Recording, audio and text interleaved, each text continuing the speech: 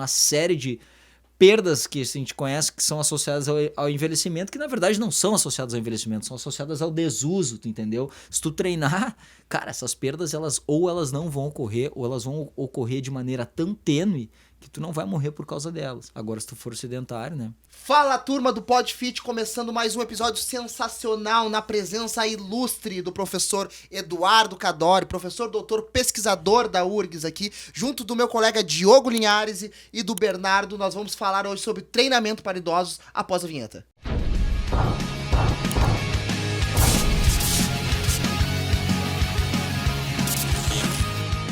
Professor, por gentileza, primeiramente uma honra te ter aqui, muito obrigado. Obrigado, né? Eu que agradeço. E segundo lugar, a gente quer saber um pouquinho de ti, como é que foi essa tua transição profissional até chegar aí a ser reconhecido como um grande professor pesquisador da parte de treinamento de força, principalmente com o treinamento para idosos.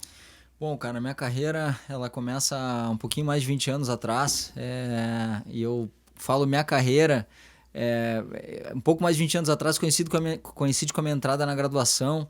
Só que eu tive, digamos, muita sorte, assim, eu muito cedo na graduação comecei a participar de um projeto de extensão e dando aula muito cedo, obviamente sob supervisão dentro da universidade, né? Num projeto muito bacana e onde foi me dado assim uma pilha de livros para adiantar conteúdo e alguns meses para aprender muita coisa em pouco tempo para começar a dar aula mesmo sob supervisão. Uhum. E ao mesmo tempo como bolsista de iniciação científica, né? E então eu já dentro da graduação pude começar a trabalhar com pesquisa, também dentro da área do envelhecimento, sobretudo na área do treinamento de força no envelhecimento. Depois faço mestrado na área do treinamento de força aeróbio combinado, né, investigando possíveis adaptações simultâneas ou concorrentes. O meu doutorado vai nessa linha também. Depois disso, lá por 2011... eu vou para a Espanha fazer uma parte do doutorado com um cara que é uma referência para mim, um papa da área de exercício físico e envelhecimento, que é o professor Miquel Izquierdo. E, cara, eu chego lá achando que ia trabalhar com idosos na linha que eu desenvolvia em Porto Alegre, com idosos saudáveis, aqueles que vão até ti na academia, aqueles que são capazes, são independentes. E eu chego lá e ele já estava anos-luz à frente, trabalhando com nonagenários, centenários institucionalizados, com que na época não se falava praticamente nada no Brasil, para não dizer nada, que era síndrome de fragilidade, muito menos no âmbito do exercício.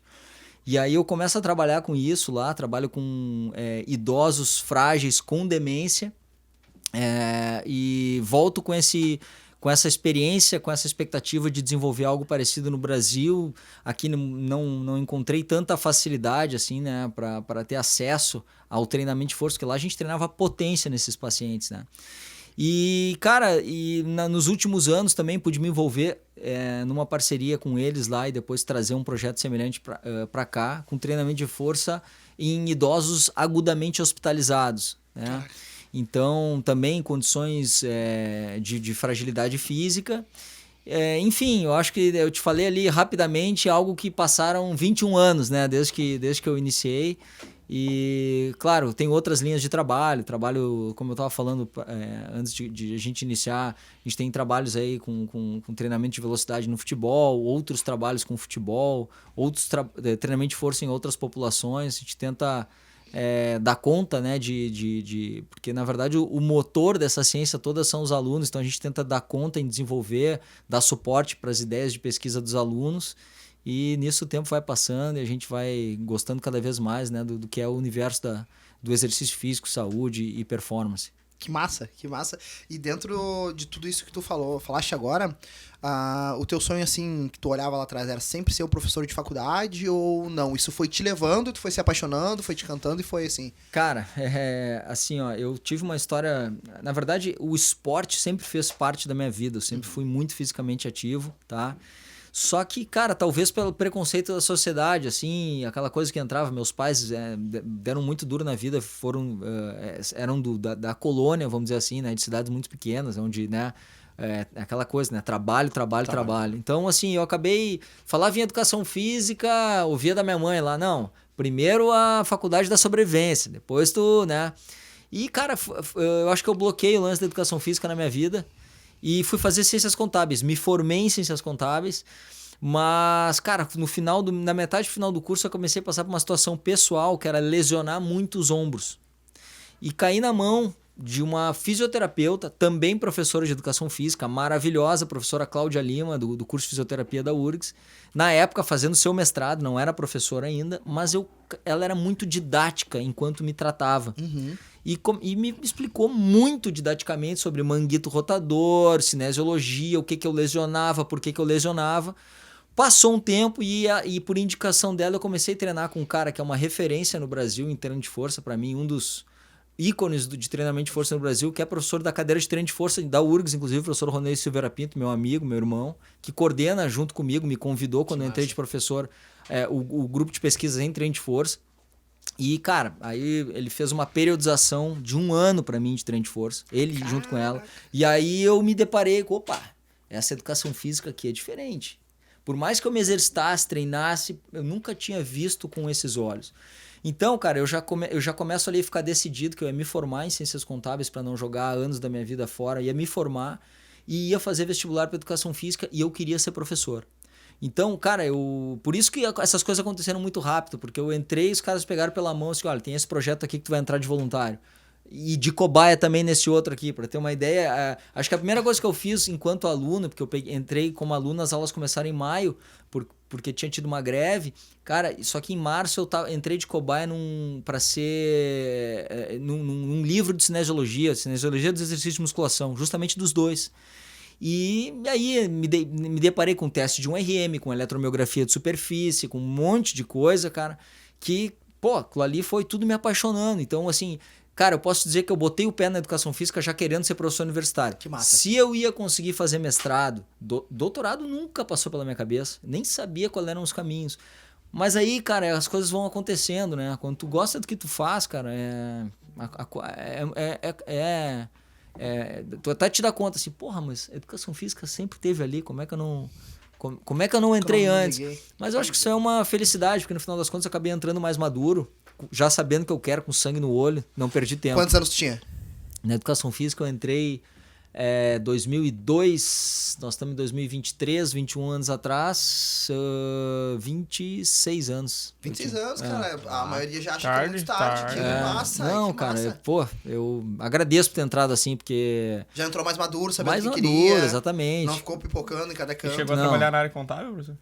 Cara, durante a faculdade ali, eu prestava assessoria a surf shops, assim, que eu, né, como surfista tinha esses contatos, cheguei a trabalhar assim, mas muito pouco, né? Depois que eu me formei mesmo, eu fui atrás chamei meu coroa, falei, ó, cara, vou precisar de um pouquinho mais de suporte, né? Meu pai entendeu, meu pai sempre opinou que o cara tem que ser feliz naquilo que faz.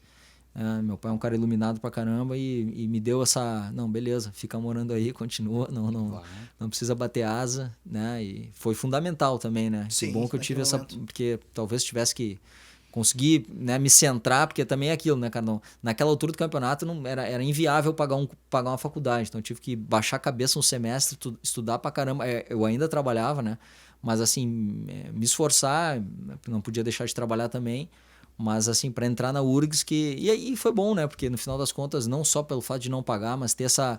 Infelizmente, a gente não tem muita oportunidade de pesquisa em universidades privadas, né? Isso que eu ia falar, né? Porque tu comentaste, assim, tudo que aconteceu contigo, tu foi jogado pra um lado pro outro, mas porque o ambiente te proporcionava isso, né? Sim, proporcionou muito ali, né? Com certeza. E se tu pegar assim, meu histórico de os mestres e doutores que eu formei e formo, né?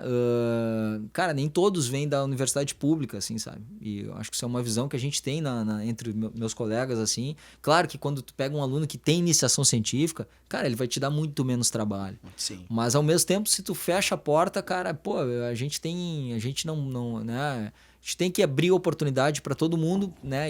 Porque às vezes esse cara não teve oportunidade. Né? Exato. E às vezes é uma pessoa muito boa que não teve contato com aquilo. E ela vai desenvolver, e ela vai chegar a ser uma doutora ou um doutor, sangue no olho para produzir conhecimento, cara, ou pelo menos dar aula com tudo baseado em evidência, e é o que a gente quer, né? É o que a gente forma para isso. Então, né? Mas realmente, o fato de ter entrado na Universidade Federal foi um caminho para pesquisa, assim, sem dúvidas, um caminho mais facilitado, vamos dizer assim, né? E há quanto tempo você trabalha dando aula? Cara, eu dou aula em cursos de especialização há muito tempo, cara.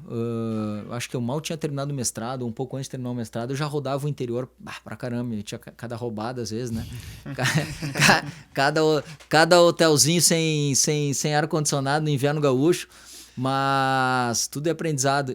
Mas assim, na URGS eu entro como professor em 2014. Já são 9 anos aí, né? Como professor da URGS. Eu ia te perguntar sobre a questão do preconceito com a educação física, né? Que comentaste aí do que a mãe falou. Não, primeiro a da sobrevivência, né? Sim. Mas como tu já comentou sobre isso, eu queria perguntar sobre a questão do perfil do aluno. Se tem ainda, né? Qual a principal diferença do aluno lá de 2014, quando tu começou a dar aula, para quem está entrando agora, enfim, pós-pandemia ou até da tua época lá em 2002? Tá, eu até quase cometi um ato falho de falar bons e maus alunos, mas é difícil, acho que maus alunos é uma palavra muito forte. Alunos mais e menos comprometidos sempre houveram, desde a minha época como aluno. Sim. Cara, hoje a gente é bombardeado por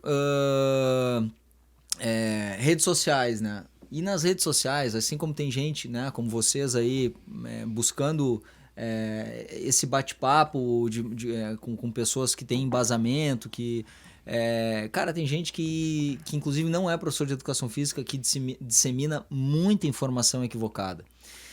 E, de certa forma, eu vejo como positivo existirem as redes sociais para que informação de qualidade seja disseminada, inclusive ao grande público, entendeu?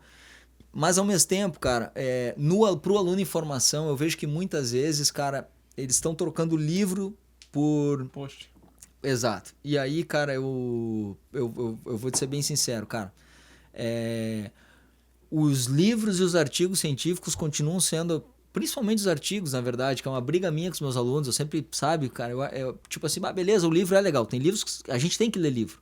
Só que assim, a gente tem que pensar que um livro, ele é basicamente uma revisão de literatura que ele levou anos em relação ao ano de produção da informação para disseminar aquilo naquele formato. Então o aluno, cara, que ele quer estar atualizado, cara, ele precisa tentar ter uma rotina, nem que seja um artigo por semana, para leitura, porque dessa forma, cara, ele vai estar tendo aquele conteúdo atual fresco, sabe?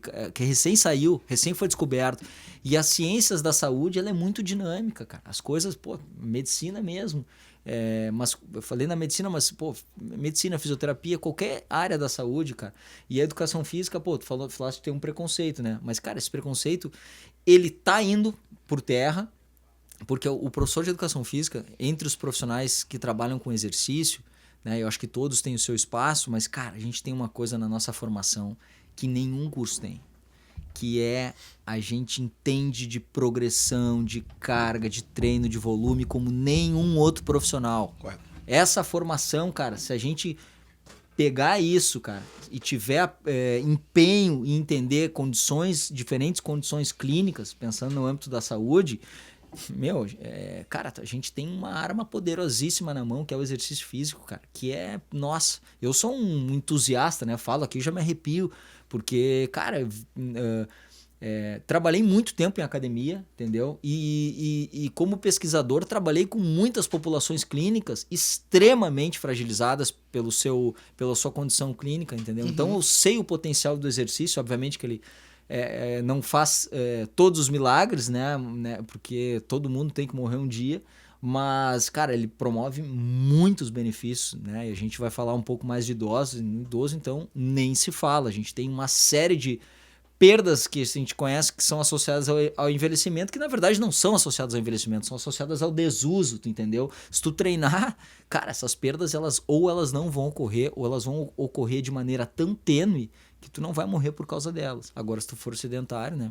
Aí... Cara, isso faz muita diferença do que tu falaste agora, né? No sentido de, não é perda pelo envelhecimento, mas sim pelo desuso, e isso muda, o sentido da palavra, da frase muda totalmente a linha de raciocínio, né? Eu li um artigo esses dias, até consegui fazer um post voltado a uma aluna idosa que eu tenho, que é a capacidade, que o treinamento de força, tá? De uma a 2 vezes na semana, ela teve a capacidade na avaliação de idosos, né, de 60 a 75 anos ali, ele conseguiu melhorar a capacidade cognitiva daqueles idosos e resoluções de problemas. Então isso é muito legal quando a gente vê, a ponto de vista, o treinamento de força, um grupo fazia só uma vez, outro grupo fazia 2 vezes por semana, conseguiu levar a melhora de capacidade cognitiva e tomada de decisões daquelas pessoas. Isso vai muito além do que a gente está habituado a ver, né? Eu gosto muito dessa área, eu acho, cara, com certeza... exercício físico promove neurogênese, né, cara? Coisas que há décadas sequer se acreditava que poderia haver. Então, certamente, cara, o exercício... Vou falar exercício de uma maneira geral, né? Ou seja, o treinamento de força aeróbico. Qual modalidade no sistema cognitivo vai ter mais impacto? Confesso que isso ainda está por se determinar, sim, entendeu? Mas então, por isso eu falo do exercício físico de maneira geral. Maior impacto na capacidade cognitiva. Mas, cara, previne ou retarda o aparecimento, inclusive, de demências, inclusive de doença de Alzheimer, certo? Então, né, a gente começa a falar, vai de um assunto para outro, mas assim, se a gente pensar... Sim. Cara, mas essa é a ideia, professor, no bate-papo. Se a gente pensar no aumento de expectativa de vida, né, que a gente teve, e cara, nos anos 80 as pessoas homens morriam com menos de 60 anos, era uma coisa absolutamente normal, né? Então nós ganhamos muitos anos para se viver. A gente aumentou a quantidade de vida. Só que a gente não melhorou, quando eu falo a gente, falo a população, a gente não melhorou a forma de viver. A gente não ganhou mais qualidade de vida. Só longevidade. E isso acarreta vários problemas. O aparecimento, a gente tem hoje em dia muito mais pessoas, pacientes com comorbidades. 3, 4, 5 patologias que coexistem, né? A gente chama pacientes polipatológicos, né? E aí isso implica em polifarmácia, com vários efeitos colaterais, e com o aumento da longevidade, a gente também tem um aumento de deterioração cognitiva. A gente tem muito mais pessoas com deterioração cognitiva. Por quê? Porque as pessoas estão vivendo mais problemas que antes, às vezes as pessoas morriam antes de apresentar o problema, estão aparecendo, né? Uhum. Então, cara, eu diria assim, no futuro, projetado em algumas décadas, cara, 1 em cada 3, 4 pessoas vai desenvolver algum tipo de demência, certo? E tem uma probabilidade muito maior de que a pessoa que vem a desenvolver, a pessoa em cada 3 que vem a desenvolver, ela seja o sedentário dos 3. Mas existe um sedentário em cada 3, existem até 2, né? A gente sabe que 2/3 da população mundial não atingem o mínimo recomendado de atividade física. Então, o sedentarismo... Aí que o professor de educação física, às vezes, ele não é capaz de sair fora da caixa e ele pensa com a cabeça de professor. Nós temos o chip da atividade física. Então, para nós, é loucura. Que sedentarismo? Como é que uma pessoa... Cara, só que para quem não é professor, não tem isso tão claro. E aí, quando tu vai para países, né? Como tu vai ou tu fica em países com uma diversidade sociodemográfica, cara, tem pessoas que não têm acesso à atividade física, por mais incrível que isso pareça, né? Então, assim, eu sou um cara...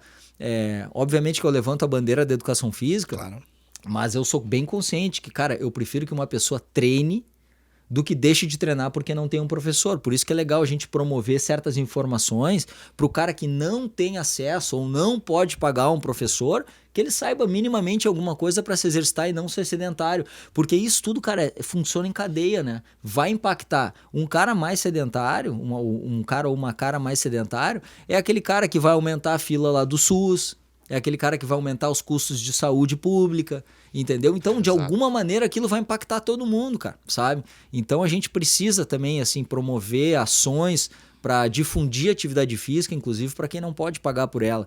E, cara, a gente sabe, né? A realidade brasileira. Tem gente que, imagina, o cara fica 3 horas num ônibus para ir, mais 3 para voltar. 1 não, né? 2, né? E aí tu pensa assim, todo mundo tem que fazer exercício. Cara, mas que hora? Não tem. Como é que essa pessoa vai fazer, entendeu? Uhum. Né? Então, por isso que eu digo, em países, o desafio da luta contra o sedentarismo, né? A gente acabou de sair de uma pandemia, mas a pior delas é a inatividade física. A pior não vou dizer, mas uma das piores é a inatividade física, que funciona há muito tempo na sociedade moderna e segue funcionando e provavelmente ainda vai funcionar, certo? Então, assim, em países com essa diversidade sociodemográfica, ela é ainda mais severa, né? Então, a gente tem que dar um jeito de combater isso aí. E ainda é muito bem aceita, na verdade, assim, né? É comum, se torna comum, né? Pô, Que tu falaste. B. Entrando no assunto, professor, agora falando bem de idosos, que é um público um pouco mais delicado de se trabalhar, e que tem muitos preconceitos com treinamento de força, inclusive alguns receios, eu queria que tu falasse de maneira geral assim, os benefícios do treinamento de força, exclusivamente, que é o que tu pesquisa pro idoso. A gente já falou aqui da parte cognitiva, mas agora vamos entrar em mais cara, alçadas. assim, vamos... Eu tinha comentado no desuso, né? Então, o envelhecimento, cara, ele está associado, né, por uma questão inclusive cultural, à redução da quantidade de atividade física, mas também da intensidade de atividade física, né? Então, a gente tem unidades motoras, diferentes tipos de unidades motoras. Uma delas é a unidade motora rápida, né? As unidades motoras tipo 2, formadas então por um neurônio motor alfa com axônios mais calibrosos, que inervam uma quantidade maior, sendo um pouco mais técnico assim, de fibras, que são as fibras que, em função dessa característica desse neurônio, né, por esse axônio mais largo, passam mais potenciais de ação. Eles conseguem estimular as fibras desde a sua formação a serem fibras rápidas, né? O desuso é responsável pela morte desses neurônios, né? Então, assim, muitas pessoas associam ainda, e equivocadamente, a perda de capacidade funcional à perda de massa muscular, mas isso aí acontece antes. A morte neuronal gera uma desinervação dessas fibras, que quando reinervadas por outros neurônios, são reinervadas por neurônios motores lentos, mais lentos. Então elas não conseguem exercer funções de fibra rápida. E é por isso que aquele idoso que ele só caminha, cara, vai passar o tempo, a velocidade de marcha dele vai ficar cada vez mais lenta e só caminhar não vai conseguir conter, ou pelo menos não como deveria, a perda de capacidade funcional, e vai ficar lenta até que aquele cara fique inativo, né? Então, assim, o treino de força, cara, ele é o melhor remédio contra o desuso neuromuscular, certo? E antigamente a gente não tinha, décadas atrás, a gente não tinha um modelo experimental que é bem simples, que é a observação. Eu acho um modelo bem bacana a gente analisar atletas masters, né? Então os atletas masters de endurance, até antes a gente começou a aparecer estudos na literatura que mostram o potencial, né, de longevidade e saúde de gente que treinou endurance a vida inteira. Top! Cara, agora a gente já tem estudo do potencial de atletas de powerlifting e weightlifting que se mantiveram treinando mesmo após abandonarem as competições, né? Se mantiveram competindo, né? Competições digamos assim, na principal categoria, mas se mantiveram competindo em competições masters. Então, assim, mostram assim, por exemplo, gente com média de idade de 71 anos que apresenta 25% mais força do que jovens fisicamente ativos de 22 não treinados em força. Certo? Mas os jovens treinados em força, cara, a questão é o seguinte, um jovem de 22 anos não vai sofrer uma queda, entendeu? Ele não vai ser dependente, tu entende? Então, cara, o treinamento de força é capaz de manter uma pessoa independente, cara, até o final de sua vida, né? E esse então, assim, aumento da força muscular, aumento da potência. E aí eu falei na questão da massa muscular. Se acreditava que a perda de massa muscular era o principal vilão. Cara, massa muscular é importante, obviamente. O músculo é o principal órgão endócrino. Ele secreta dezenas de hormônios e fatores de crescimento que fazem muito bem para a pessoa. Mas, cara, a potência muscular, que antes tu falava potência, tu associava ao atleta. Mas, cara, a potência muscular, ela é mais associada com a capacidade funcional do que a força e muito mais do que a massa muscular. E ações rápidas, como eu estava falando, cara, as pessoas deixam de fazer na sua vida. Então, assim, ó, o treinamento, se fala o treinamento de força de maneira global, mas dentro do treinamento de força, eu sou entusiasta do treinamento de potência para idosos. Não só eles, tu vai mesclando. Força tradicional, potência, ações rápidas, né? E a literatura mostra isso, né, cara? Tem mais benefícios com o treino de potência na capacidade funcional de idoso do que o próprio treinamento de força. Então, de maneira prática, se o idoso ele perde a capacidade de contração rápida do músculo. Ele diminui muito a sua capacidade de contrair o músculo rapidamente, né? Porque simplesmente tu desaprende a recrutar aquelas unidades motoras, né? E o desuso faz com que algumas delas sejam perdidas, né? É aquilo, né? Tu tem uma empresa com funcionários que não estão trabalhando, mas que tem um custo muito alto, pô, tu vai demitir, né? Tu vai fazer exatamente. E é o que acontece. Agora, se tu mostra pro teu corpo que aquelas estruturas têm demanda... São necessárias Exato, ainda. que é o lance do treino de força. Pô. Então... Eles perdem capacidade de reflexo também, o que pode justificar, inclusive, a incidência maior de quedas, né? Eles não vão ter a capacidade de reequilíbrio força rápido. reativa, exato. Reação, né? Cara, tem uma coisa assim, ó. Às vezes o idoso tá caminhando, ele tropeça e ele até consegue colocar o pé. Não. Só que ele não tem velocidade de aplicação de força suficiente para impedir que o tronco dele tenha uma translação que ultrapasse a base de suporte. Aí ele mesmo com o pé no chão, ele cai. E o que faltou ali? O que a gente chama de taxa de produção de força. Que é a variável, digamos assim, com nome científico para expressar o que a gente conhece como força explosiva, que é a variação da força pela variação do tempo. Se eu consigo variar bastante a força, aumentar minha força em pouco tempo, cara, no esporte isso é fundamental, né? Que é uma variável muito associada... Bom, aí a gente entra no... Treinamento baseado em velocidade, com atletas ali. Eu ia dizer que a taxa de produção de força, cara, ela não é a mesma coisa que potência máxima, tá? Porque a taxa de produção de força, se eu vou empurrar uma barra, arremessar uma barra ou dar um salto, digamos que a taxa de produção de força, a maior variação da força pelo tempo, ela acontece no instante isométrico, mesmo no movimento balístico. Ou seja, a grande variação da força acontece quando eu ainda... para vencer a inércia. E depois disso, cara, eu acelero até que eu vou ter o meu valor de potência máxima no mesmo instante que eu tenho o valor de maior velocidade. Então, por isso eu tenho a minha potência máxima. Só que se eu não tenho uma grande força explosiva no início do movimento... Para arrancar. Exatamente, a probabilidade de alcançar um grande valor de potência diminui. E isso vale no esporte, isso vale na vida. Por isso que eu digo, o cara tropeça, apoia o pé no chão... Cara, se ele não tiver taxa de produção de força, sabe? Passou o tronco da base de suporte, caiu, já era. Caiu, pode machucar o braço, a cabeça, fratura, coisa que é nefasto, né? E uma queda, cara, muda o jogo pro idoso, né? Sim. Porque o tempo de até se recuperar e até Exato. outro game. Tem a gente, quantas pessoas tu ouve falar assim que, pô, tão super bem, né? Super bem. Tudo bem, tá mais lento, mas tá vivendo bem, ainda tem uma vida social, é feliz. Cara, sofreu uma queda, meu irmão. Sem contar, porque daí a gente entra num outro, me permite entrar num outro tópico, que é assim, ó, às vezes o cara fica uma semana hospitalizado. Cara, uma semana de hospitalização para um idoso é nefasta. É nefasta, velho. Tudo. Sabe por quê? Uma perda de massa muscular também. Porra, massa, força, potência, aumento, episódios de delírio. Entende?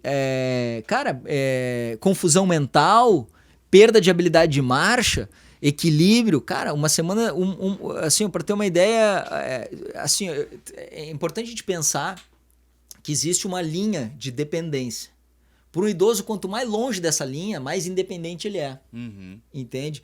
Se um idoso independente, um idoso dependente, sofrem o mesmo problema médico, nós falamos em queda, mas vamos falar outro menos grave. Uma infecção no trato urinário. O mesmo problema. Tá? E ficam o mesmo tempo hospitalizado.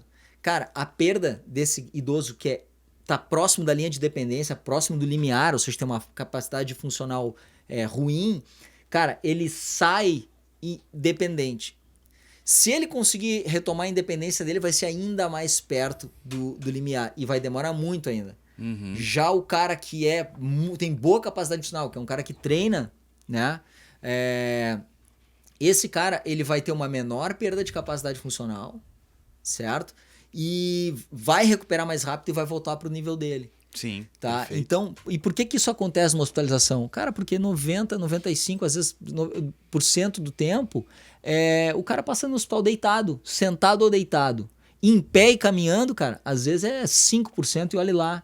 E ainda tem muito aquele conceito da reabilitação hospitalar, que nem todo mundo... Que é, cara, movimentação passiva, o cara fica de pé, a gente sabe, cara, a gente tem trabalhos lindos, botando assim leg press e cadeira extensora dentro de quarto hospitalar, treinando potência. Começa ali o primeiro dia com 30%, outro dia com 40%, 50%, 60% de URM e o cara sai melhor, sai mais forte. Ah, tá frequentando a academia? Não, sofri uma queda, fiquei uma semana hospitalizada, saí 30% mais forte. Porra, parece... Caraca, coisa linda. Parece surreal. Exato. E é o que o treinamento de força faz por você, né, cara? É o que o treinamento de força faz por você. E assim, só para antes de passar, né, tu perguntou os benefícios para o idoso. Cara, a gente tem mudanças biológicas com o envelhecimento que são inevitáveis. Mas tu tem dois fenótipos. O fenótipo de atividade e o fenótipo de inatividade física. E isso faz toda a diferença. Isso é como tu te darem um livro em branco. Escreve aqui como vai ser o teu envelhecimento. Uhum. Tu escreve. Tipo assim, a página é do mesmo material. Tu pode escrever um lixo ou tu pode escrever uma história linda. É mais ou menos assim que funciona. Se tu escrever uma história linda, cara, tu não vai ter os prejuízos que quem resolveu não escrever nada ou escrever uma coisa ruim né, com a sua vida vai ter. Sim, perfeito. Caraca, Beto, serve mais um café pra nós, pra gente vai pro próximo tópico agora, que até agora foi paulada. Pra quem quer trabalhar com idoso ou não trabalha, ou pretende, nossa, até agora já foi assim, ó, fez assim com a cabeça. Né? Nosso próximo ponto de conversa aqui, acho que seria as adaptações, né, necessárias ali ao treinamento para idosos. A gente falou um pouco, vimos um pouco de benefício também, misturando um pouco de adaptação ali, mas o que acontece com esse idoso quando ele... Quer mais café, professor? Não, eu tô aqui, obrigado. Tá? O que acontece com esse idoso quando ele já entendeu que ele trabalha, que ele faz o treinamento de força, o que acontece dentro do corpo dele, fora esses benefícios que já citou, né? Como é que eu posso dizer? Como que acontece dentro do treinamento de força os principais benefícios que o treinamento traz para ele? Cara, se a gente pensar em adaptações, as principais adaptações que explicam o melhor da performance, tá? São adaptações neurais, né? Aumento da capacidade de recrutamento de unidades motoras, aumento da capacidade de enviar potenciais de ação para recrutamento dessas unidades motoras. Isso gera um aumento na força máxima, gera um aumento na potência máxima. E, cara, na verdade, assim, se a gente pensar como essas adaptações se traduzem no dia a dia, tu reensina o teu corpo a ter um recrutamento maior de unidades motoras. Isso faz com que a força necessária para carregar essa garrafa d'água, por exemplo, um cara destreinado vai para carregar ela, ele está fazendo uma força que é percentualmente maior, se ele é destreinado, da força máxima dele. Uhum. A partir do momento que ele fica mais forte, isso vai representar um percentual menor da força máxima. Certo? Uhum. Então ele fica mais econômico sob o ponto de vista neuromuscular, mas não significa... alguém pode pensar, tá, mas aí ele vai ter um menor dispêndio energético para as atividades físicas. Não, cara, significa que em vez de carregar essa garrafa d'água, ele vai poder carregar 2 ou 3 com o mesmo nível de esforço, entendeu? Então, funcionalmente, certo? Ele melhora muito. Bom, fora isso, também a área muscular, né? A gente tem, cara, nós temos dados de hipertrofia de nonagenários e centenários institucionalizados com síndrome de fragilidade, eles mantêm a sua capacidade de hipertrofiar, né? Isso também é um benefício, né? Como a gente estava falando, né? O músculo ele é fundamental. Eu acho que assim, não é o principal objetivo, ele é um objetivo positivo, mas não é o principal, como eu falei, é aumentar a função, certo? Independentemente do tamanho do músculo, o que tu quer? Que esse cara suba um lance de escadas com mais segurança, sem risco de cair, né? Que ele melhore a habilidade de marcha dele. E para isso, cara, o treino de força tem que falar o que ele consegue e o que ele não consegue promover. A habilidade de marcha é algo que o retreinamento de marcha tu tem que adicionar. Se tu pegar um idoso funcional, 100% funcional, independente, cara, treinar a força, beleza, vai fazer com que ele não experimente perdas na marcha, no equilíbrio. Mas se eu pegar um idoso com 85 anos que já tem problema de equilíbrio e problema na sua habilidade de marcha, o treino de força vai melhorar muita coisa. habilidade de sentar e levantar, subir escadas, muito provavelmente. Só que assim, eu vou precisar do que a gente chama de treinamento multicomponente. Complementar aquela sessão de força com exercícios de marcha, de Mais equilíbrio, específico, né? troca de direção, troca de base de suporte, diferentes superfícies, mais específicos, porque a gente sabe que a marcha e o equilíbrio dependem de interação de outros sistemas, né? E a força é mais dependente do sistema neuromuscular.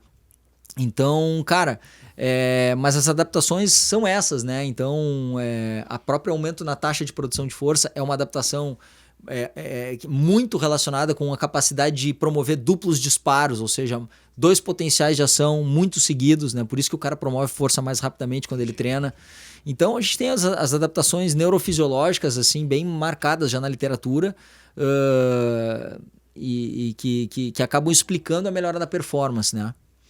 Não, perfeito isso aqui. Eu tenho uma aqui rapidinho. Professor, a gente entendeu os benefícios. Como é que tu dá uma dica pra gente conseguir mensurar esses benefícios? Porque, por exemplo, vou na academia, vamos falar pra eu fazer uma avaliação de dobras cutâneas no idoso que não vai me interessar nada. Eu quero saber da melhora da função. Como é que eu consigo quantificar isso, Cara, acompanhar? Avaliação. Que pergunta top, Falaste tudo.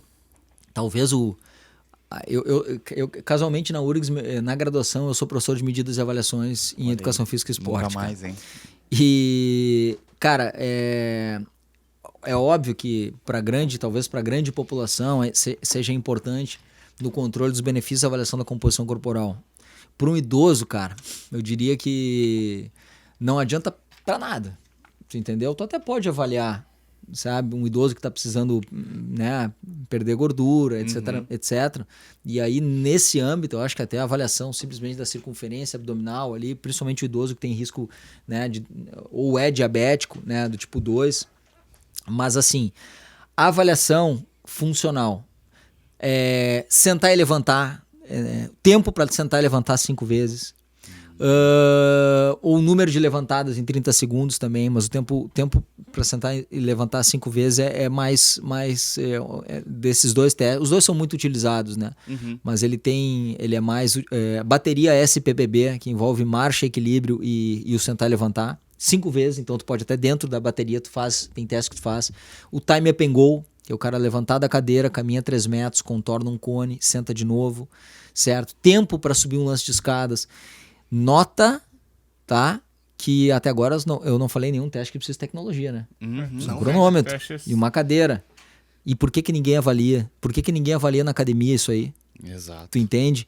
Então, assim, cara, tu tem que quantificar. E por que tu tem que quantificar? Cara, eu só falei aqui variáveis que são consagradas na literatura como variáveis, inclusive, com ponto de corte para risco de dependência e com o que a gente chama de medida clinicamente significativa, mudança clinicamente significativa. Cara, uma das variáveis muito importantes é a habilidade de marcha. Tá? Então, assim, se eu botar um cone, 2 cones de distância de 6 metros, mais um sinal 1 metro antes e 1 metro depois, para ele acelerar e desacelerar depois, para ele não desacelerar durante, para não distorcer o meu valor, e cronometrar, cara, isso me dá uma variável que é a habilidade de marcha, que tem uma publicação de uma mulher chamada Stephanie Studensky, mais um monte de colaboradores dela, em 2011, numa das revistas médicas mais importantes do mundo, o JAMA, que simplesmente, cara, mostra o quanto a habilidade de marcha prediz mortalidade a partir de 65 anos. Então, tem linhas de velocidade de marcha, certo? Até os 95 anos, para homens e para mulheres, com valores que mostram, cara, quem está em baixo, médio e alto risco de mortalidade em todas essas faixas etárias, pela velocidade de marcha. Algo simples de medir e que ninguém mede. E outra, por esse estudo, e outra, depois vem vários estudos nessa linha, tanto que tem revisão sistemática com meta-análise já para esse tipo de trabalho. Então, cara, se tu melhorar 0,1 metros por segundo, tu muda de uma linha para outra. Rapaz. Então, 0,1 metros por segundo, que de novo, tu mede com um cronômetro, tu tem o tempo, tu vai medir o tempo, tu tem a distância é tu que bota ali. Então, tu tem a velocidade de marcha, não precisa ter um radar, um GPS. Uma fotocélula, certo? É um cronômetro. Então, cara, se tu sabe que teu aluno melhorou 0,1 metros por segundo, pode dizer para ele, o senhor ou a senhora acaba de ficar um pouquinho mais longe do dia da sua morte. Por quê? Porque cara, ninguém mede. E pior, ninguém sabe disso, cara. E são testes e avaliações que daqui a um pouco ocupam o mesmo ou até menos tempo do que a própria Exato. dobra, né? Com certeza, cara. Cara, a gente faz aqui. É possível fazer esse teste em 4 metros. Mas tem, cara, outro teste. Que aí, claro, requer um equipamento, mas tu consegue ali, eu acho que em torno de R$100 tu compra o mais barato. Que é um dinamômetro de pressão manual. Bah, pô, beleza, tá sem grana, acho que não é prioridade, mas, pô, o lugar que tu trabalha, daqui a pouco se tem atendimento ao idoso, cara, pô, deveria investir. Não é algo... E o dinamômetro o portátil, um pouquinho mais, um custo mais elevado. Cara, Pra idosos. ele é útil, certamente, eu trabalhei com ele é útil. Mas ele tem um custo maior. Sim, né? Eu acabei de receber até não vou fazer propaganda, até nem me lembro da marca, mas eu acabei de receber assim, de um amigo meu, pesquisador no Uruguai, o vídeo de um que custa $625, bem interessante, que te dá não só a força, mas também a taxa de produção de força. Até fiquei de entender um pouco mais assim as especificações, até para quem sabe numa próxima oportunidade que eu tiver pedir a conseguir a compra, né? Porque o pesquisador não é só produzir conhecimento, a gente tem que correr atrás para conseguir fundos para adquirir os equipamentos para produzir conhecimento. Então assim, mas assim, cara, o de preensão manual, só para concluir o raciocínio, 1 kg força, cara, é uma mudança clinicamente relevante. E tu tem ponto de corte, por exemplo. O que significava sarcopenia? O significado semântico é perda de carne. Antigamente, sarcopenia se media através de uma determinada quantidade de massa muscular em relação a valores de referência.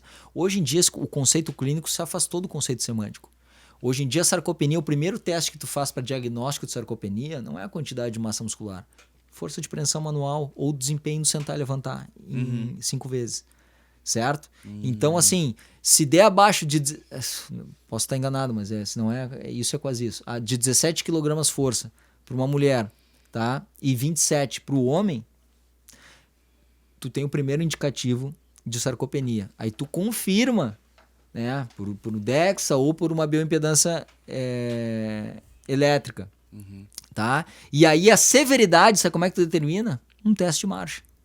Então quer dizer, 2 testes de 3 do diagnóstico de sarcopenia são funcionais, cara. É força ou sentar e levantar, né? E, cara, e habilidade de marcha, ou time up and go, que tem um ponto de corte também. O time up and go, cara, menos que 15 segundos é alguém que tem problema de mobilidade, certo? Menos de 20 segundos, alguém que é dependente. Então, são testes muito fáceis que já existem pontos de corte, de classificação.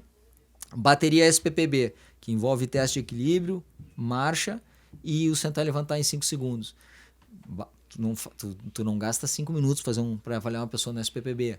Melhorou um ponto, teve uma mudança clinicamente relevante.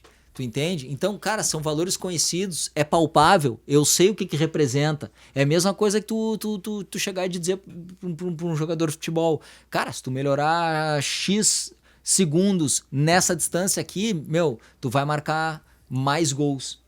Porra, pro atacante, não, eu vou, né? Claro que no contexto do futebol, às vezes não te dá tempo para treinar especificamente as capacidades e tu precisa, né? Enfim, mas talvez dei um exemplo que não foi o melhor, mas assim, cara, se tu conseguisse quantificar, né? E para idoso a gente consegue, velho. Tem os valores que a gente consegue quantificar se o cara tá melhorando ou não. Então, respondendo a tua pergunta, essas são as avaliações que tu tem que fazer, que tu tem que dar prioridade. E tipo, escala subjetiva de Borg, ele tá tendo menos esforço para realizar a atividade que ele sofria muito para fazer antes, tu acha? Cara, útil? dá para fazer, tu tem um determinado protocolo e ele te responde, né? Eu até assim, cara, eu lá no começo, assim, como eu sempre trabalhei dentro dos muros da universidade com um percentual de 1RM, e agora a gente tem o Velocity Based Training, né? Claro que eu prefiro métodos objetivos de prescrição de exercício, né? Principalmente de treino de força. E eu era meio preconceituoso em relação à escala de percepção subjetiva de esforço. Mesmo, como eu falei, sempre dei aula na academia. E mesmo na academia eu tentava ter um parâmetro de carga que fosse objetivo. Mas assim, cara, eu comecei a me dar conta do seguinte, como cientista, que, a gente precisa facilitar para o profissional. Precisa facilitar. Nem todo profissional vai conseguir fazer testes de carga máxima. Muito menos ter um sensor de velocidade para o Velocity Based Training, certo? Eu preciso facilitar. E nesse sentido, eu assim, eu agradeço muito ao crescimento dos estudos, embora eu não investigue isso diretamente, mas o crescimento dos estudos validando a percepção subjetiva de esforço para a prescrição do treino. Não só para o treino aeróbico, que é mais consagrado há mais tempo, funciona. Para o treino de força também. Se tu me pergunta, é tão boa a prescrição por percepção subjetiva quanto por percentual de um RM ou pelo treinamento de força baseado em velocidade? Não, não é tão boa, é óbvio que não. Mas funciona. Isso que é o importante. Entendeu? Isso que é o importante.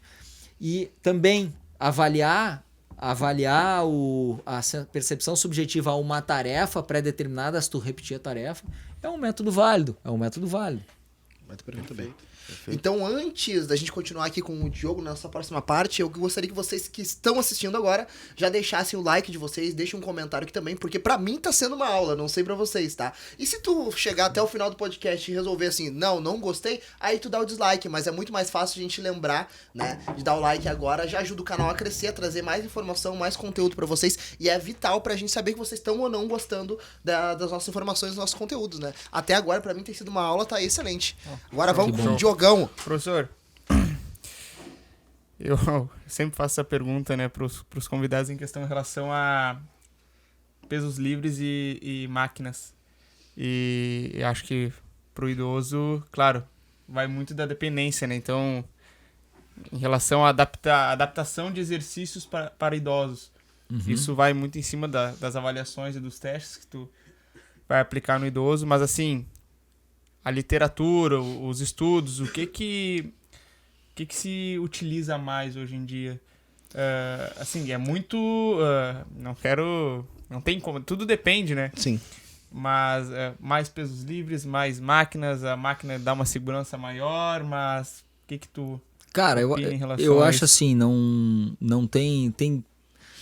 o importante é saber que as duas coisas funcionam. E na mesma magnitude. Até saiu recentemente, acho que uma revisão sistemática ou meta-análise mostrando até resultados para hipertrofia igual, né? Sem diferenças. Então, assim, se tu não tem peso livre, tem só máquina, cara, aquilo vai dar resultado. E se tu não tem máquina, só tem peso livre, aquilo também vai dar resultado.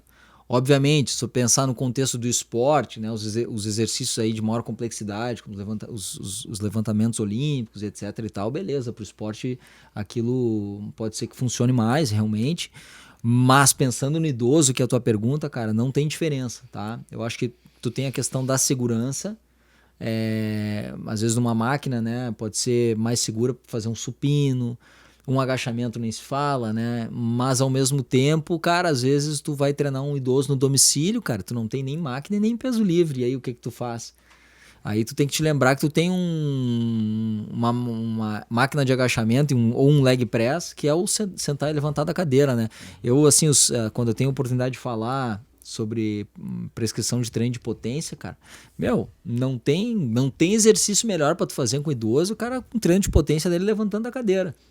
Entendeu? Tu tá trabalhando ali o quê? No mesmo grupo muscular, tu trabalha num agachamento, num leg press, num exercício extremamente funcional. Se tu usar velocidade como incremento de carga, porra, exercício top, né?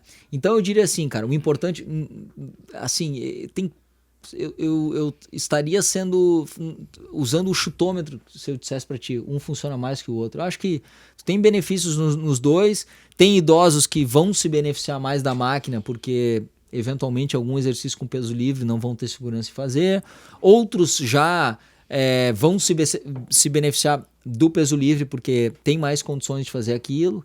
Cara, eu acho que qualquer um dos dois vão dar ótimo resultado, cara. Não tem uma resposta de que se existe um melhor que o outro. Acho que depende de cada... Aí entra a questão da individualidade. Perfeito. Mas assim, na literatura... Não tem na literatura. Não tem na literatura. Tem, assim, ó, não é possível afirmar que máquinas ou pesos livres tenham superioridade um sobre o outro na literatura para idosos. Não tem. Não tem porque, assim, a grande maioria dos estudos, os nossos inclusive, usam programas de treino que mesclam máquinas e pesos livres. Tu entendeu? Então é muito difícil tu achar um programa isolado. Então a quantidade de estudos isoladamente de um e de outro são pequenas, tá? Mas as comparações, cara, não mostram vantagem. Obviamente, se tu avaliar um exercício de força na máquina, o grupo que treinou naquela máquina tende a aumentar por uma questão de adaptação neural, né? Sim. Né? Tá mais acostumado a fazer aquele exercício e vice-versa. Se tu avaliar a força no supino livre, o cara que treinou a supino livre tem uma vantagem em aumentar a força ali. Mas aquilo ali nós estamos falando da especificidade do teste. O exercício. Sim. Agora, se isso vai fazer melhor pro dia a dia de um ou de outro, aí, cara, não é procurar pelo em ovo. Falando da parte prática, professor, rapidinho. É muito difícil um idoso vir sem alguma comorbidade associada, né? Dá uma dica para nós aí de como é que a gente pode fazer uma anamnese para poder receber esse idoso na academia, por exemplo. Tu tem algum material que tu gosta de usar com ele? Cara, eu sempre falo para os meus alunos em aula, né, na minha disciplina lá, o professor de educação física precisa abrir a boca e perguntar. Cara, eu trabalhei numa academia na CIS Brasil, que o dono da academia, ele dizia eu trabalhei no horário do pico, aquele que é 30 na sala treinando e tu sozinho ali. E o dono da academia dizia pra recepcionista, dizia assim, ó, passou na frente da academia, bota pra dentro. Entendeu? Aula experimental. E ela chegava eu tinha medo de olhar pra sala, pra porta da sala, porque, cara, tá 2, 3 pessoas, velho, fazer uma aula experimental, dá vontade de matar, calça jeans. E aí, Cara, eu chegava assim, olha, dependendo, eu chegava assim, cara, espera aqui meia hora que eu já venho, até a pessoa ficava louca, pô, cara, eu preciso saber alguma coisa de ti, cara, senão o exercício pode não te beneficiar, ele pode te prejudicar. Então, assim, eu não tenho um instrumento, cara, tem um monte de livro de avaliação física que tem anamnese que está, inclusive, ali, ó, é permitida a reprodução desde que não se adultere, né, que use aquele modelo, porque ele é um modelo validado, mas, cara, tu pode construir, eu estimulo, tem um trabalho da minha disciplina que, inclusive, para os alunos construírem o seu instrumento de anamnese, que é o seguinte, saber pai, mãe, irmão ou irmã com problemas cardiovasculares, né, se tem diabetes, se tem dislipidemia, se tem valores de pressão arterial, mas pressão arterial tu vai medir também, se tem dor, onde é a dor, se toma café da manhã, se chega para treinar alimentado ou se não chega. Cara, uma série de coisas de estilo de vida, né, que te ajudam a ter a certeza que o teu programa vai melhorar a vida daquela pessoa com minimizando riscos, né? Uhum. Então, eu não diria que tem um modelo ideal de anamnese, cara. O modelo ideal é fazer a anamnese. Né? Perfeito. Perguntar, cara, como eu te falei, naquela situação ali eu não tinha nenhuma anamnese na mão, com uma caneta na mão, tava com uma planilha com 18 fichas ali, sabe? Correria, pauleira. Pegando um pelo braço, gritando para outro, entendeu? Aquele. Não era nem formado. Cara, a gente tem aqui, professor, eu tenho mais uma pergunta antes da gente ir pro nosso bloco final, que o nosso bloco final aqui são perguntas dos nossos, enfim, das pessoas que vêm, os seguidores, né? Uhum. Ali, inclusive tem um ex-aluno teu aqui que fez uma pergunta, mas antes disso, tá? Eu queria deixar um pouco mais claro. Pô, tô me formando agora, sou profissional, me interesso pela área de idosos. Eu quero começar a trabalhar com idoso. Treinamento de força para idoso. Por onde que eu começo? Se tu pudesse, assim, botar tópicos pra essa galera. Cara, começa lendo um trabalho maravilhoso, não porque eu sou coautor, mas foi sensacional, cara. Mas é um artigo que é muito completo, cara. É um consenso internacional de 35 autores, só gente fera. Saiu agora em 2021, capitaneado pelo Mikel Esquerda, é o primeiro autor. Cara, tem muita informação boa ali de prescrição. Tem um posicionamento que eu também sou coautor, pô, o cara parece que tá vendendo o seu peixe, mas não ganha dinheiro com isso, né? De 2019, da Associação Nacional de Força e Condicionamento dos Estados Unidos, que eu fui convidado a fazer parte, que é muito bom, mas assim, eu começaria lendo, porque é o que eu costumo falar aos meus alunos, cara, vocês podem ser o que vocês quiserem dentro da educação física, desde que tu estude o que tu vai fazer. Se tu é preparador de físico de vôlei e um dia te convidam para ser preparador de físico da NBA, tu vai dizer não porque tu nunca trabalhou com basquete. Não. Só que tu precisa te debruçar na literatura, te debruçar nos jogos de basquete, entender as demandas do jogador de basquete. Porque senão tu vai ser um picão, né, cara? Tu vai ser um tramposo. Agora, tu tem condições de aceitar e não ser tramposo e fazer o melhor trabalho possível. A mesma coisa vale, cara, se tu nunca entendeu nada sobre um determinado problema clínico, pô, tu dá aula para idoso, aí daqui a pouco te convidam para atender um idoso no domicílio, um idoso com síndrome de fragilidade. Pô, que porra é essa?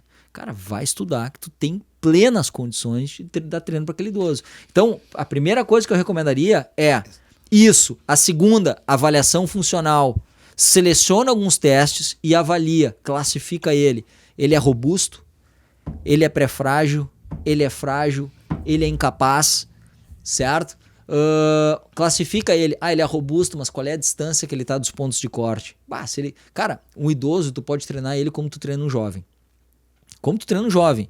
Se ele for saudável, se ele não tem dor, obviamente, né, que a periodização para treinar uma pessoa para saúde ela é vitalícia. Entendeu? Então, cara, não adianta tu querer ganhar 1000 anos em um, porque a gente sabe que o treino, cara, quanto mais tempo tu te manter treinando, melhor vai ser para ti, né? Então, assim, tu não precisa ter pressa de progressão de carga. Às vezes tu lida com uma pessoa que é sedentária e que não gosta de exercício. Aí tu vai lá e prescreve 13, 14 exercícios. O cara fica 72 horas com dor, entendeu? 2 horas na academia e não volta nunca mais. E a culpa é tua, entendeu? Tem evidência que mostra que apenas uma série pode trazer vários benefícios nos primeiros meses de treinamento. Os mesmos, inclusive, né, em algumas semanas, do que 3 séries.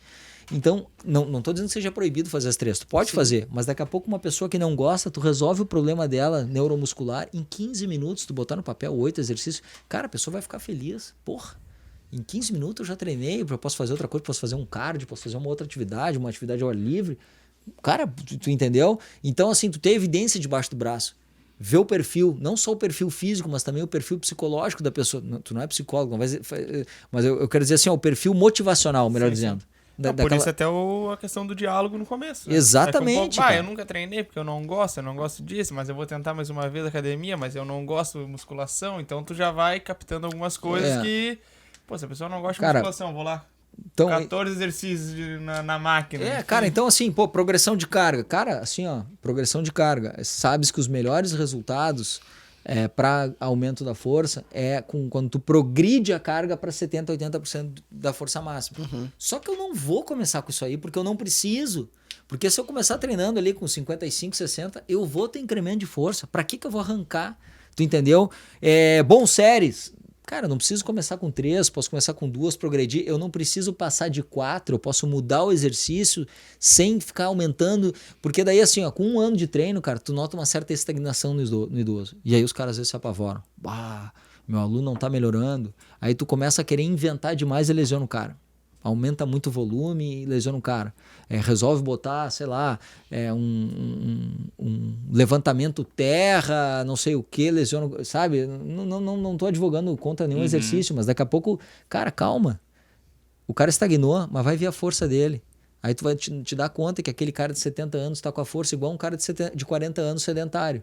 Bom, é um cara de 40 anos sedentário, só que um cara de 40 anos não sofre queda, não tem perda de capacidade funcional, não tem risco de um monte de coisa. Então, se o cara não aumentar mais a força, tu já chegou onde tu queria, agora é se esforçar para manter o cara ativo, cara. Perfeito. E manter o cara bem, e vai ter incrementos mais modestos de longo prazo. Mas assim, a periodização é vitalícia. Aí ele não tem competição de curto prazo nem de médio, a periodização dele é para ficar vivo com qualidade de vida. Então tu pode ter muita tranquilidade e com calma, certo? E assim como falei, progressão a 70%, 80%, mas tem o treino de potência. Não preciso trabalhar com 70%, 80%, posso trabalhar entre 40% e 60%, com velocidade na fase concêntrica e a excêntrica controlada, que cara, eu tenho que ter a mente aberta para usar isso. Nem que seja para 2 exercícios de membro inferior, mas eu tenho que usar. E membro superior, cara, pode fazer um arremesso de medicine ball, tu entendeu? Nossa, treinamento cara, eu começo a falar, não para, né? Vocês notaram aí que não, eu mas tá perfeito, Aulas. Legal, eu gostei muito da tua fala, professor, como tu diz assim, que o cara pode ser mais do que aquilo, o treinador, preparador de vôlei é chamado pra NBA e nega, e enfim, né, porque talvez não ia estudar, ou não achava que era um nicho, né, porque hoje a gente vê muita coisa assim, a questão do nicho, tem que ser nichado, tem que botar ali que tu é especialista em tal coisa, tem que buscar uma área nicho. Eu particularmente tenho uma certa dificuldade em achar pelo menos um nicho, assim. Por exemplo, hoje, se eu vou dar um treinamento pro idoso, eu vou ler sobre o idoso, eu vou ler sobre aquelas condições. Se algum dentro da área da saúde, que é o que eu gosto de trabalhar, né? Um indivíduo que é hipertenso, eu vou ler sobre a condição dele, o que envolve a vida dele e sobre o que ele tem até agora, até o momento, né? Sim. Eu acredito muito nisso, né? E tu traz uma perspectiva diferente pelo menos do que eu tô vendo atualmente que tá acontecendo. E tu tocaste num ponto importante, né, cara? Um idoso, muitas vezes, assim, ó, pô, o envelhecimento, o aumento da idade aumenta. Se tu observar na população, tu vai aumentar a prevalência de diabetes tipo 2. Hipertensão, então, depois dos 60 anos, cara, 2 a cada 3 idosos vão apresentar pressão arterial elevada. Então, tu tem que saber lidar com a pressão arterial. Ela é bem controlada por medicamento. O cara treina normal. Treina normal. O que não deixa de ser importante, não faz deixar de ser importante, medir a pressão arterial dele. Porque o cara chegou, quando vê a pressão tá lá em cima. Tomou medicamento. Esqueci. Tomei. Tudo certo. Não tomei. Não, tomei. Não me lembro. A resposta certa é essa. Não lembra.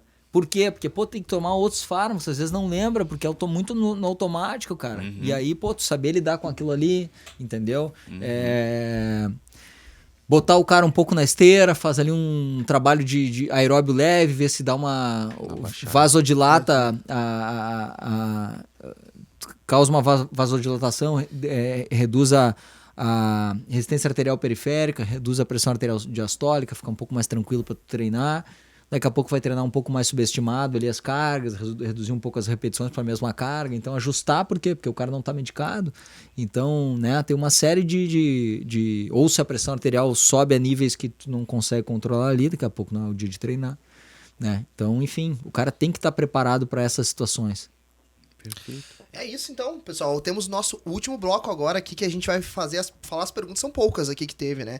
Guilherme Testa disse que foi teu aluno na URGS e perguntou pra ti, professor, como a avaliação física auxilia o professor na prescrição de treinamento. A gente já balizou um pouco isso aqui, mas enfim, vamos responder o Guilherme. O Guilherme foi meu aluno, lembro dele, foi bom aluno. Um abração, Guilherme.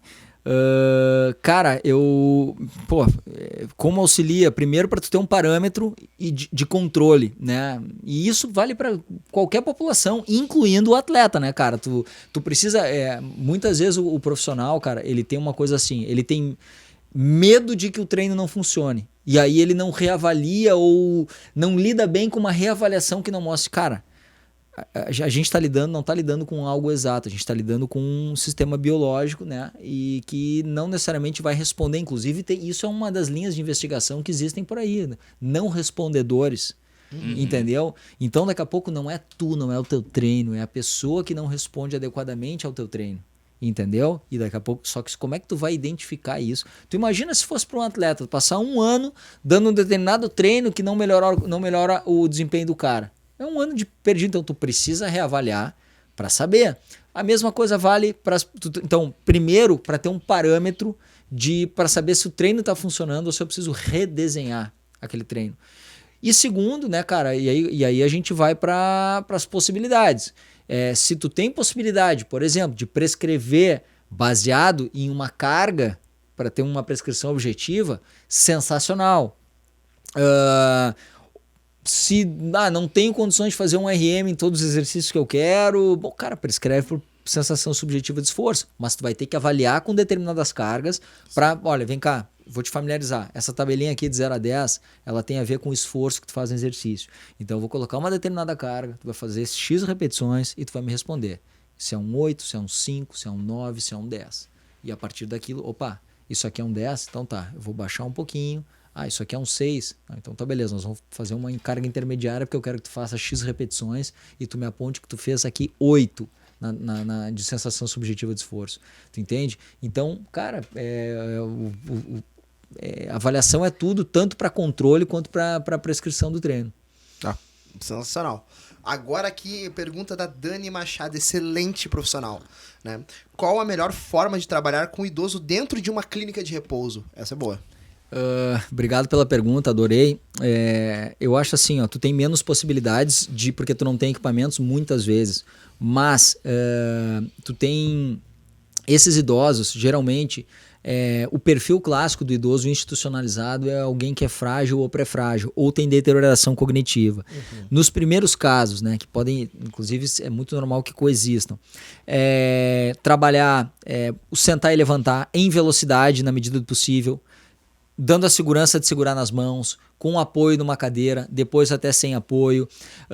Exercício de marcha com equilíbrio, por exemplo, até caminhar, batendo num balão. É um trabalho não deixa de ser um trabalho de dupla tarefa. Caminhar, conversando, porque ninguém caminha concentrado na sua marcha, né? Então ter ações de dupla tarefa, inclusive tem testes, né, assim, que tem uma tarefa cognitiva. Para progressão de membros inferiores, por exemplo, um apoio num degrau de uma escada que tenha lá, ou qualquer degrau, para fazer o trabalho de potência unilateral, né? Poxa, já está com um equilíbrio aprimorado, pode fazer a própria passada, né? O agachamento a fundo, mas tu pode fazer isso também dando alguma segurança. Apertar a bolinha, falei da importância da força de preensão anual, né? Porque ela representa a capacidade do teu sistema neuromuscular de recrutar, mesmo sendo num grupo muscular muito específico. Então apertar a bolinha, né, com as duas mãos é um exercício interessante. E aí também eu tenho o seguinte, esses idosos, a característica do idoso frágil e para frágil é ter pouca tolerância ao exercício, ter uma sensação de fadiga constante. Então não são idosos, eles não vão conseguir treinar 1 hora pesado, tu entendeu? Mas ao mesmo tempo a intervenção ideal é pelo menos umas 3 vezes por semana, entende? Claro que no cenário ideal nem sempre o cara tem acesso ao paciente ali 3 vezes por semana, muitas vezes, né, o que tem muito a ver com o que o paciente pode pagar, o que a instituição consegue pagar o profissional. Então às vezes é 2, beleza, mas assim, tem que dosar bem, porque são pacientes que apresentam sensação de fadiga constante. Com deterioração cognitiva vão se beneficiar dos mesmos exercícios, mas claro, a gente tem que trocar instruções verbais muito complexas, claro, por trabalho de espelho, por muita demonstração, por despertar neles. Cara, trabalhei com gente com demência severa, no leg press, com treino de potência, cara. Cara, às vezes e assim, esse trabalho aí é sensacional, me arrepia de me lembrar. A gente tem um trabalho, esse trabalho foi publicado em 2014. Tirava alguns pacientes, eu tirava nos braços da cadeira de rodas, botava no leg, tirava do leg, botava na cadeira de rodas, todos urinados, entendeu? Todos urinados. E assim, cara, muita empatia, promover um ambiente assim que seja, sabe? Porque, cara, são pessoas às vezes que têm depressão, tem problemas clínicos assim, às vezes dorme uma noite terrível, então tu tem que, sabe, inclusive tem episódios até de agressividade, né, que não é pessoal, tu tem que entender que não é pessoal, cara. Eu nesse trabalho aí, cara, tentaram me agredir, inclusive, um senhor lá, porque pela minha insistência ele fazia o exercício. Só que, cara, aquilo não é uma coisa dele comigo e nem culpa minha, aquilo ali é uma culpa da situação clínica dele, né? Infelizmente ele acabou não fazendo parte, né? Não quis mais fazer parte daquele trabalho, foi um dos que acabaram não completando, mas assim, era alguém que tinha muita dor, né? Então às vezes não depende de ti. Mas essa questão então da deterioração cognitiva, dependente se for realmente uma demência, tem que tentar despertar a curiosidade, trabalho em espelho para fazer aquela atividade, entendeu? Tu fazer junto algumas coisas, segura na mão, agacha e sobe, certo? Então, assim, um ambiente tem que usar muito, né? Tem literatura para isso, para a gente buscar e ver estratégias para trabalhar com essas pessoas. Mas é isso, é importante.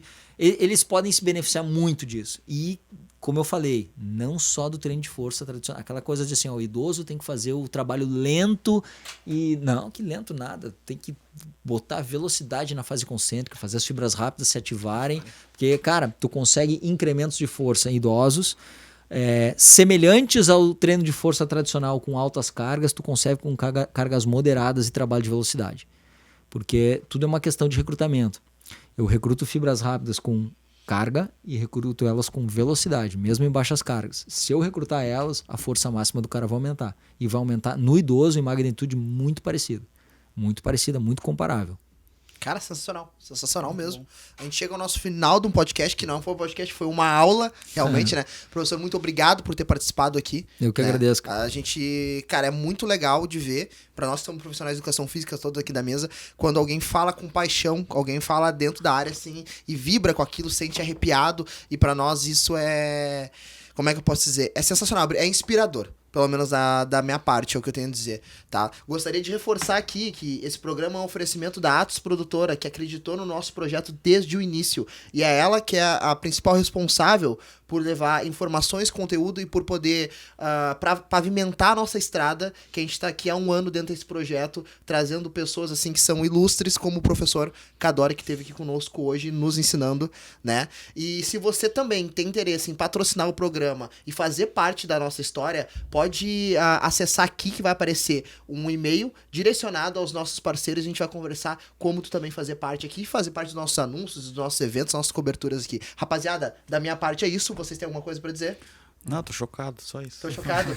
É isso? Só agradecer mesmo, valeu. Valeu, Obrigado. Então, galera, até o próximo Podfit. Não esquece, deixa o like, comenta, compartilha, ajuda muito. E até o próximo Podfit. Valeu! Obrigado!